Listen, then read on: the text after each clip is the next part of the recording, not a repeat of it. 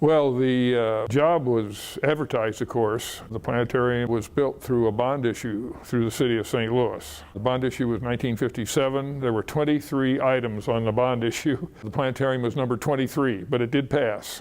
They began looking for a director then about 1960, 61. I was teaching here in St. Louis at the time. A person mentioned to me that they were looking for a director for the new planetarium in Forest Park, and would I be interested? And I said, well, I don't know. So I applied for the job, interviewed. I was appointed on May 31st in 1961. And I was the only employee. Hired a secretary a couple of weeks later.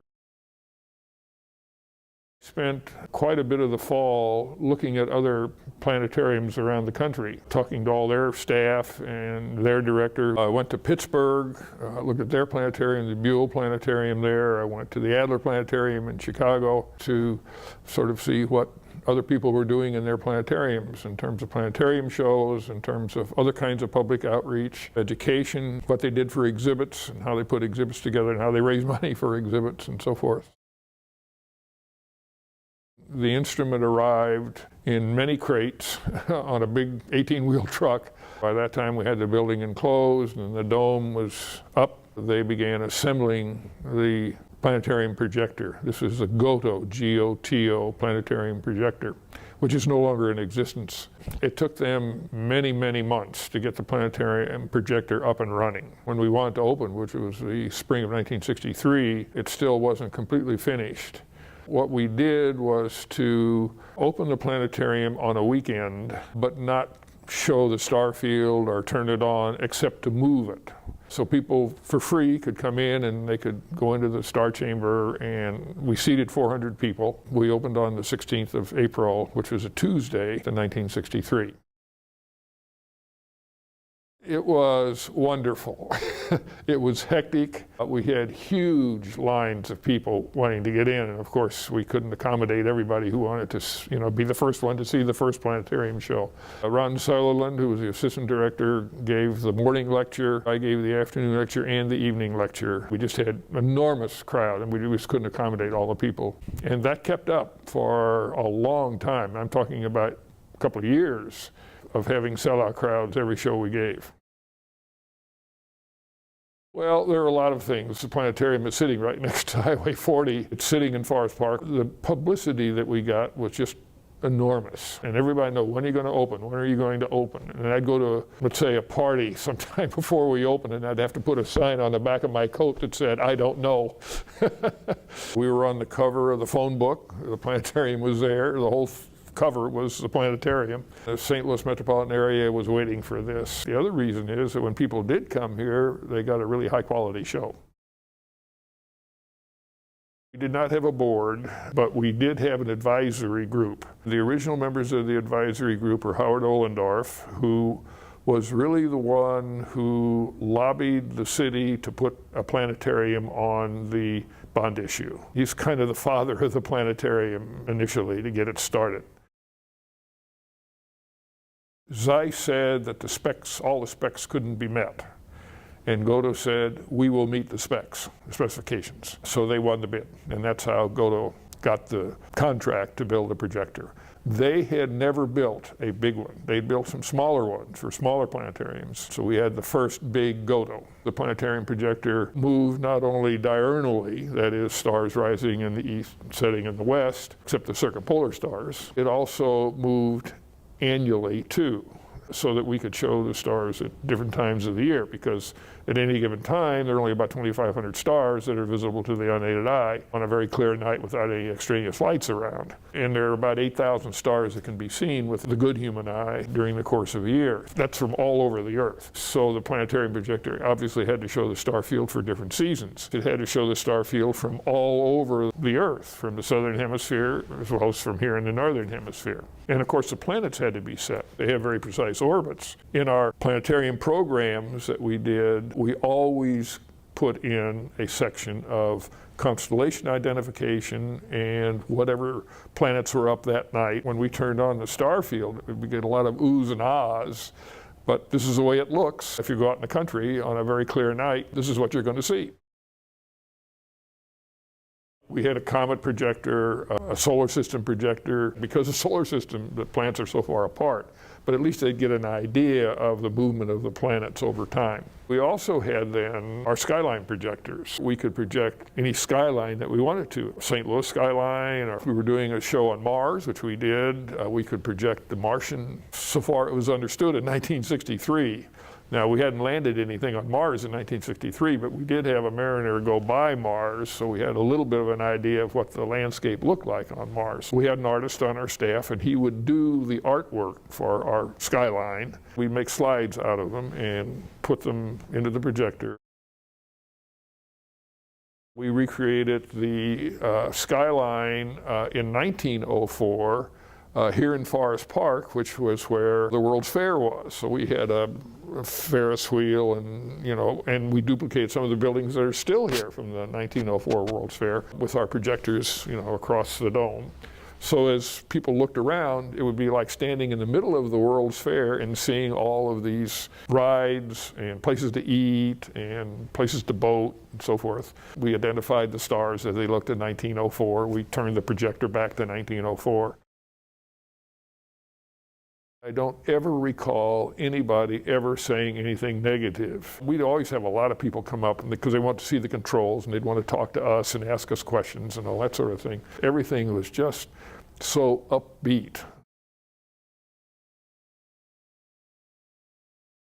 Well, of course, the beginning of the 60s was the real beginning of our space program. And it began right here in St. Louis, as you know, at McDonnell Aircraft, who built the Mercury spacecraft, of which you have one sitting out here. And then we got the Gemini, and you have a Gemini here now too. The two early orbiting spacecraft, Mercury and Gemini, were built here in St. Louis. President Kennedy announced in 1961 that we were going to land on the moon by the end of the decade. So that got everybody really excited too.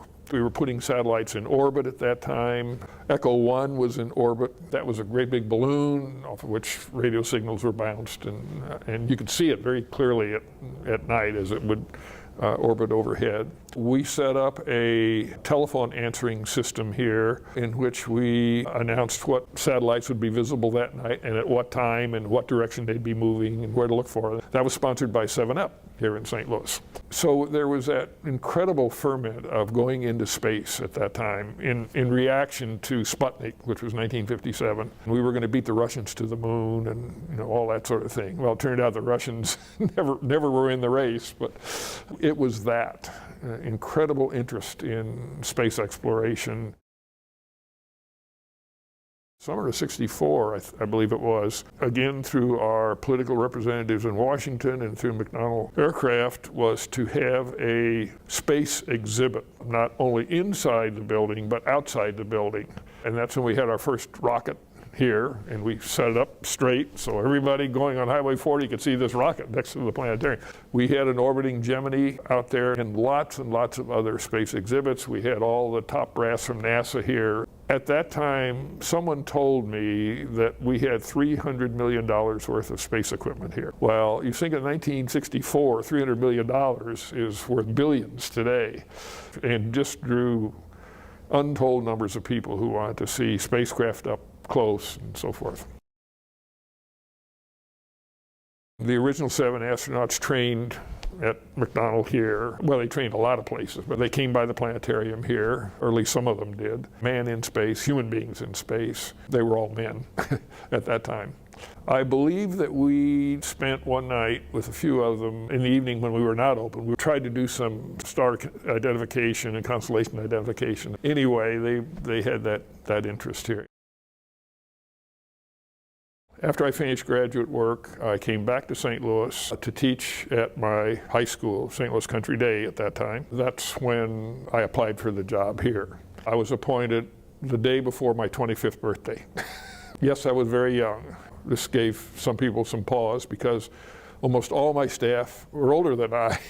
They were very cooperative and had no problems. Of course, I had a pretty solid background in astronomy, so that helped a lot. I learned a lot I'd never read a blueprint in my life until I was handed the blueprints for the Planetarium building, which I studied carefully, and I learned how to read a blueprint pretty quickly. Now, I didn't have anything to do with the construction, of course. That was Gamble Construction Company, and then the architect, which was HOK, Helmuth Abato and Kassabaum, Gio Obata designed the building, and they kept an engineer on site all the time to make sure the building was, done the way that they wanted it. But I still wanted to learn. Being as unique as it is, there were some unique construction methods that had to take place, like gunniting the shell on the outside of the building. I learned a lot about how city politics work because we were city-owned and operated. Before they put the shell on, the concrete shell, they were building the superstructure for the dome. The actual dome itself, the aluminum dome, didn't come in until we were almost finished with the building. They had scaffolding built up to the top of the building. They allowed me to climb up the scaffolding and go to the top, very top of the building, above the dome, where the observation deck was. We put telescopes up there for the public. I kept a pretty close watch on what was going on here. I think this is one of the great pieces of sculptural architecture in the world. I just absolutely thrilled to death with this. I did make some changes on the interior. For example, one of the rooms they had set up as a classroom, I changed into a library. We needed a shop area, and we needed an area for the artist to work in so he wouldn't be disturbed. We had some change orders that way. From the point of view of size, we thought at that time in 1963 there were 11 major planetariums in the United States. We would be the latest of the major planetariums in the United States. In terms of drawing patrons, an audience, as I say, every program we had for 2 years was sold out. I mean, we just overwhelmed. And in that sense, we were outdrawing every planetarium in the country that I know of anyway, except New York, which seated 800 people, and they've got 13 million people to draw from, and Chicago. I think we were outdrawing everybody else. Certainly in terms of percentage, 100% attendance. That was enormously gratifying. Lots of things. One of the things it has meant is that I certainly became much more familiar with the star field, planetarium operations in general. Washington University came to me and said, would you teach a course in astronomy? There was no astronomy being taught in any of the colleges or universities here in St. Louis at the time. Even though Washington University had a glorious past in astronomy, 19th century astronomy. So we worked that out where we really taught 2 introductory courses. I taught one, which would be for non-science majors, and Kent Feltz, who was our astronomer, taught a more advanced course in astronomy. As you know, there has been a certain amount of competition between Washington University and St. Louis University here in St. Louis. When St. Louis University heard that we were going to teach a course at Washington University, they came to me also and asked if they could join the courses. I went to the University of Missouri in St. Louis, UMSL, which was just getting started at that time, and asked them if they'd like to join too, which they did. There were only 3 universities at the time in St. Louis, and they were all in the same class, and they would come here to the planetarium. We had a big classroom. That was another kind of change that I made. We were teaching astronomy, and they'd come out here 2 or 3 times a week. That meant a great deal to me because when I was recruited to teach at what became the 3rd campus of the University of Illinois, I was able to set up an astronomy program there. The University of Illinois at Springfield now has the finest equipment within the state of Illinois for doing astronomical teaching, training, and research. We have 2 research observatories plus a campus observatory that we use for teaching, and then we use for Friday night star parties and things of that nature. So from that point of view, the planetarium experience that I gained here was absolutely invaluable because it allowed me then to go ahead and be an astronomer for the bulk of my career. I think it is natural that once we had our staff in place and we were open for a year or so, that other institutions would come to the planetarium and see if there was anybody here who would like a job elsewhere. So Mark Littman, for example, who went to Clayton High School here in St. Louis and then went to MIT for his undergraduate work, then got a doctorate from Northwestern in English. All his degrees are in English. He was our part-time lecturer. He was appointed as the director of a new planetarium in Salt Lake City, the Hansen Planetarium. It's natural that we're going to have a turnover in our staff. He took Kent Feltz with him out there, and Kent, as far as I know, is still there. John Paris, who is our chief technician, left us to go become the chief technician at the Planetarium in Rochester, New York. I left because Ray Tucker, the mayor, ran for a fourth term and was defeated in the Democratic primary, which is tantamount to the election. In the spring of 1965, there was a big changeover in political situation in St. Louis. It was time for me to move on, which I did. I went back to my undergraduate and graduate college, Williams, took on other responsibilities in the administration there. The urban mythology is that Christmas of 1964 or 5, I showed up for work one day and there it was. The urban myth is that it was a group of Washington University students who climbed up the outside of the building and put the bow up there. But they apparently climbed up the side of the building. You can, I shouldn't guess say this, but you can walk up that because it's got a texture to it. It's not slick. I thought it was wonderful. And of course, everybody driving to work on that first morning then looked over there and here's this bow around the place. I thought it was really a nifty idea, as a matter of fact. But it was a prank. It was a prank that stuck, and it stuck well. It really highlighted the planetarium. When the planetarium was in its planning stages at HOK and a site had not yet been picked, one of the sites that was considered was right next to the arch. That was turned down in favor of the site where the planetarium is now. This is long before the Science Center was here.